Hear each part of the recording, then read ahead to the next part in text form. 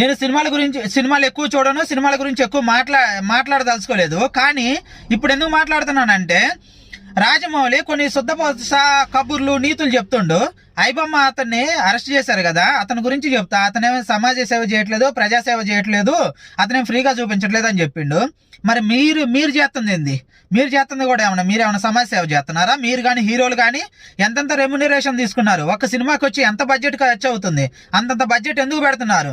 అసలు ఏ రోజన్నా నీ డైరెక్షన్కి నువ్వు ఎంత తీసుకున్నావు చెప్పినవా?